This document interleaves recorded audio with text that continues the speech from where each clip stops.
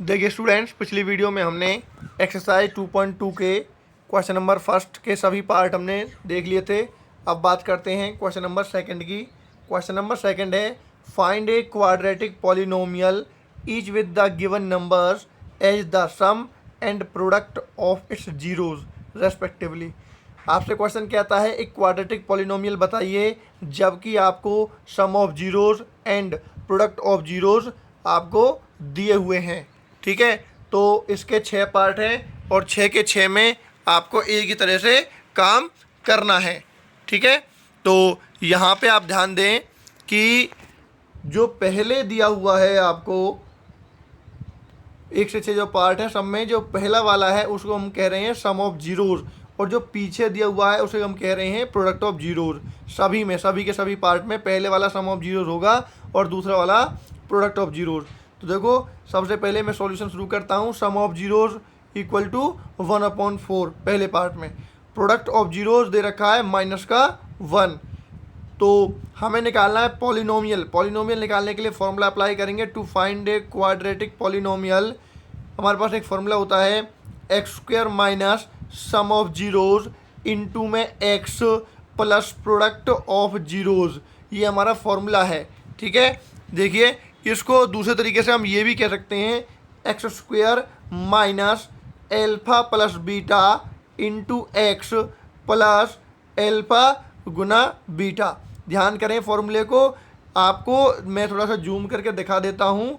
यहाँ आपको ध्यान करना है इस चीज़ का, x² minus sum of zeros और उसके पीछे है यहाँ पर x, फिर है प्लस और उसके बाद है ब्रैकेट के अंदर एल्फा गुना बीटा।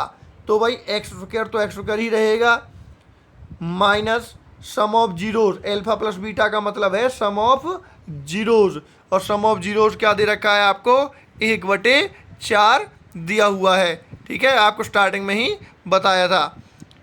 ये आपका सम ऑफ जीरो जिसे हम एल्फा प्लस बीटा कह रहे हैं, 1/4 वैल्यू रख दी, फिर एक्स फॉर्मूले के अंदर है वो भी रख दिया, प्लस फॉर्मूले में वो रख दिया, फिर एल्फा गुना बीटा। एल्फा गुना बीटा की वैल्यू मतलब प्रोडक्ट ऑफ जीरोज।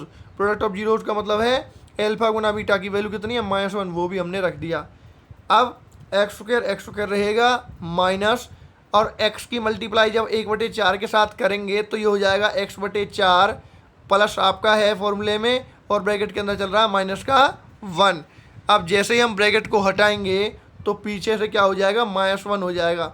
x² जो कि तो ही रहेगा, माइनस x/4 जो कि तो ही रहेगा, और ये प्लस माइनस जो थे वो आपका 1 बन गया।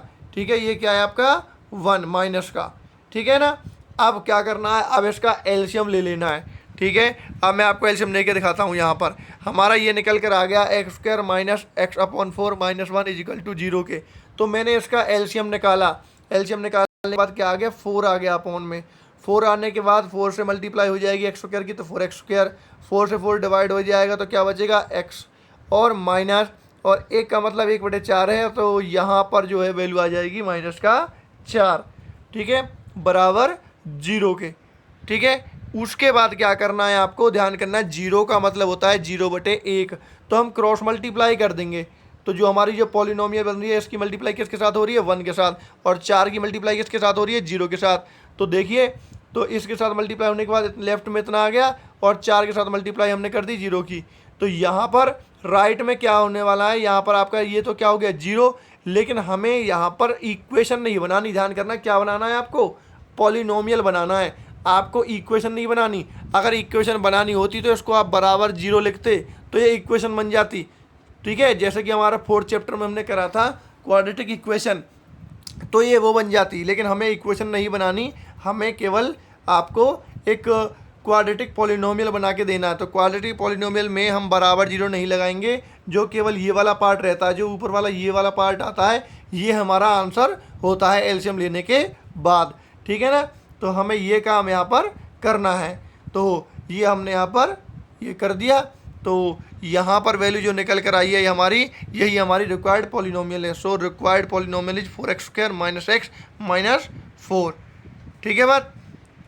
और ध्यान करिए, जो यहाँ पर बराबर 0 आपको लगाना है, बराबर 0 लगाना है। ये बराबर 0 यहाँ पर आपका क्या है, बराबर 0 है। आपको बराबर जीरो तब लगाना होगा। देखो ये मैंने यहाँ पर लगाया हुआ है, स्टार्टिंग में मैंने नहीं लगाया। एक्चुअली ये फॉर्मूला क्या है, क्वाड्रेटिक इक्वेशन का है, बराबर जीरो लगी होती है उसमें। लेकिन ये बराबर जीरो हम जब लगाएंगे इसमें, जब हमें एलसीएम लेना पड़ जाता है यहाँ पर, तब हम बराबर जीरो लगा देते हैं, वरना हम नहीं लगाते। आप स्टार्टिंग में बराबर जीरो लगा के चलें, लेकिन आपको बराबर जीरो लिखनी नहीं है, क्योंकि देखो लास्ट में हमारा जो है हमें पॉलिनोमियल चाहिए, हमें समीकरण नहीं चाहिए, इक्वेशन नहीं चाहिए।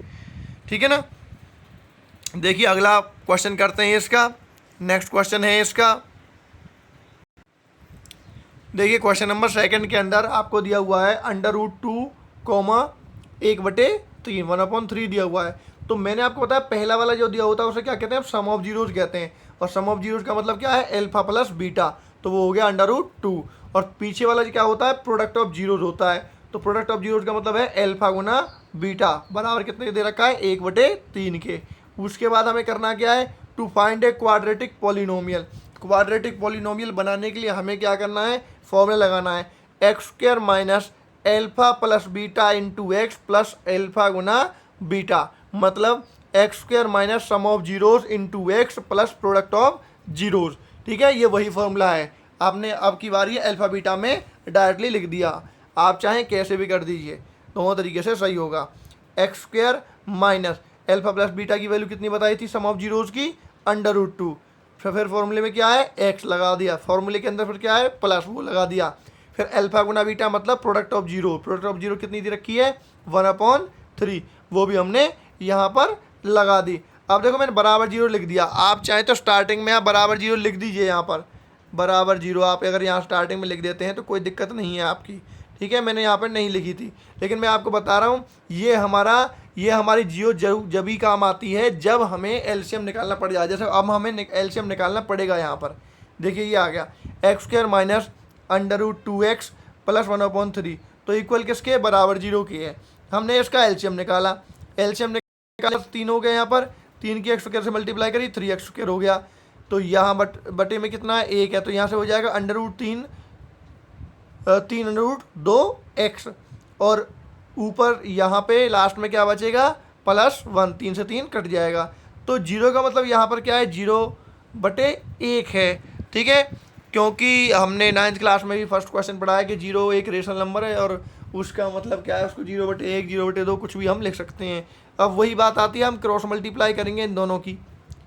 क्रॉस मल्टीप्लाई जब हम करेंगे तो इसकी मल्टीप्लाई हम कर रहे हैं तो किसके साथ कर रहे हैं, 1 के साथ कर रहे हैं, तो यही आपका आंसर है। हमें उससे कोई लेना देना नहीं है, 3 के साथ मल्टीप्लाई हो रही है, क्योंकि हमें समीकरण इक्वेशन नहीं बनानी, हमें केवल पॉलिनोमियल बनानी है। तो रिक्वायर्ड पॉलिनोमियल की होगी हमारे पास 3x² माइनस 3√2x प्लस 1।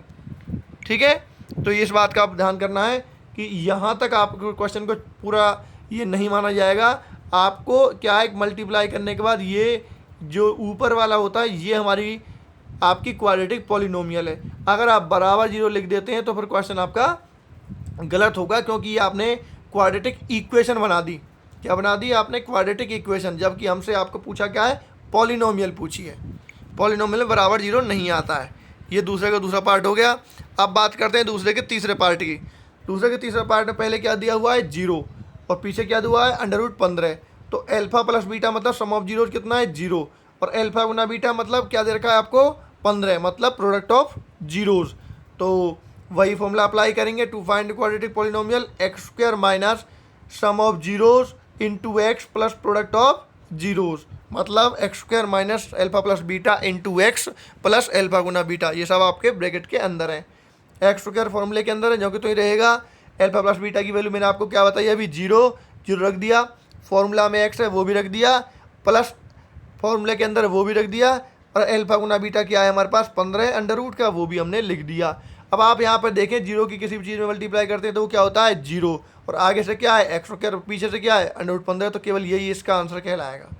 अब आप यहाँ पे ध्यान दीजिए, इस क्वेश्चन के अंदर मैंने बराबर जीरो नहीं लगाया, और बिना बराबर जीरो लगाए ही मेरा काम चल गया। ठीक है ना, इसलिए आपको यहाँ बराबर जीरो लगाने की जरूरत नहीं है, आप लास्ट में लगा सकते हैं जब आपको एलसीएम लगाने की ज़रूरत पड़े। तो ये आपका एक्चुअली फॉर्मूला ये है, आप डायरेक्ट वैल्यू लगाई हमने और ये आपका निकल के आ गया। तो ये आपकी रिक्वायर्ड पॉलिनोमियल है x² प्लस 15। अगर आप यहाँ पर बराबर 0 लगाते हैं तो बराबर 0 लगाने पर ये आपकी इक्वेशन बन जाएगी, जबकि आपका होगा क्वेश्चन गलत। इसलिए आपको ये नहीं करना, आपको केवल इतना ही करना, इसमें बराबर 0 नहीं आएगा क्योंकि हमने इसमें एलसीएम नहीं निकाला। जिसमें हमें एलसीएम निकाला है उसमें जरूरत पड़ी है। देखो मैं दोबारा दिखाता हूँ, क्वेश्चन नंबर 2 के अंदर हमने एलसीएम लिया था तो हमें बराबर 0 रखने की आवश्यकता पड़ी ताकि हम ऊपर वाले को एलसीएम लेने के बाद जो आए उसका हम आंसर लिख दें, लेकिन इसमें नहीं निकालनी पड़ी। जिसमें हम एलसीएम निकालेंगे उसमें निकालने की कोशिश आपको करनी। देखो अब यहाँ पर क्या है, मैंने कई सारे इसके पार्ट कर दिए, पहला कर दिया, दूसरा कर दिया, तीसरा कर दिया। ये आपका दूसरा है, ये आपका तीसरा है, इससे पहले मैंने फर्स्ट कराया इसका। और इसमें जो रह गए वो बाकी जो क्वेश्चन नंबर 4 और क्वेश्चन नंबर 6 हैं बिल्कुल सेम इसी प्रकार क्वेश्चन नंबर 3 की तरह। इसमें आपको एलसीएम भी नहीं लेना पड़ेगा, देख सकते हैं आप, इसमें आपको एलसीएम नहीं लेना पड़ेगा। इसलिए मैंने लिख दिया है डू योर सेल्फ, आप अपने आप से करके देखें। देखो 1,1 ऐसे यहाँ पे 0,√15, 4,1 और ये बिल्कुल सेम इसी प्रकार से यही फॉर्मूला अप्लाई करना है आपको। x² minus sum of zero, तो क्या बन जाएगा, x² जो कि तो ये रहेगा minus alpha plus beta. Alpha plus beta की जगह वो आपको 1 दिया हुआ है इंटू एक्स प्लस एल्फा गुना बीटा की जगह क्या दिया हुआ है आपको 1 दिया हुआ है। बस सवाल खत्म। x² एक की से मल्टीप्लाई करेंगे तो -x और ये आपका रहेगा +1। बस ये आपकी रिक्वायर्ड पॉलिनोमियल है। देखो इतना ईजी था ये आपका। ऐसे ही आपका ये आपका 6th वाला पार्ट है, तो यहाँ भी आप वैल्यू पुट करेंगे x² minus sum of zeros की जगह क्या है पर 4 इंटू में क्या है x plus product of zeros कितना है 1 रख दिया। बस सवाल ख़त्म आपका। x² माइनस 4x प्लस 1 ये आपका हो गया। बड़े सिंपल क्वेश्चन थे। अब करते हैं इसका एक 5वां पार्ट। 6 पार्ट है इसके अंदर, ये फर्स्ट कर दिया, सेकंड कर दिया, थर्ड कर दिया और ये 2 आपने आप करके देखें। इसका जो 5th पार्ट है वो मैं आपको बताने जा रहा हूँ। देखिए क्वेश्चन नंबर 5th है। 5th में क्या देखा है, माइनस का 1/4 और प्लस का 1/4, मतलब alpha plus beta sum of zeros minus का 1/4 और एल्फा गुना बीटा प्लस का 1/4। To find quadratic polynomial formula apply करेंगे x² minus sum of zeros into x plus product of zeros. ठीक है, तो x² माइनस फॉर्मूले में है और एल्फा प्लस बीटा भी कितना दे रखा है आपको, माइनस का 1/4 दे रखा है। फिर into x plus product of zero कितना है 1/4 है, वो भी रख दिया। अब ध्यान करना है x² तो यूँ कि तो ही रहेगा, माइनस माइनस क्या हो जाएंगे ये प्लस हो गए, माइनस माइनस प्लस होंगे। ध्यान करना, कुछ बच्चे इसको गलत कर देते हैं। यहाँ पर आपको ध्यान करना है कि यहाँ फॉर्मूले भी माइनस है और वैल्यू भी माइनस की दे रखी है, तो माइनस माइनस प्लस हो जाएगा। तो यहाँ पे प्लस का 1/4, एक्स चल ही रहा है, पीछे 1/4 है।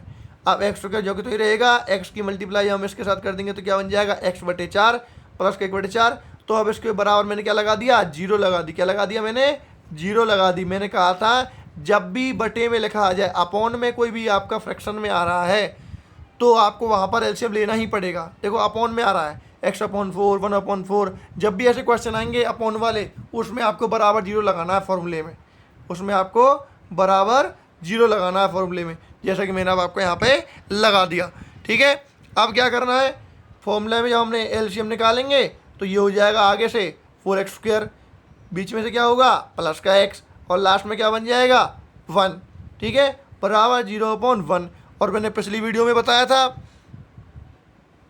ये क्रॉस मल्टीप्लाई हम करते हैं तो ऊपर वाले की जो होता है वही आपका आंसर होता है। ये हमारा आंसर आ गया 4x² प्लस x प्लस 1 बराबर 0 नहीं लिखना है क्योंकि वो बन जाएगी इक्वेशन, हमें केवल पॉलिनोमियल बतानी है। तो ये आपकी पॉलिनोमियल है।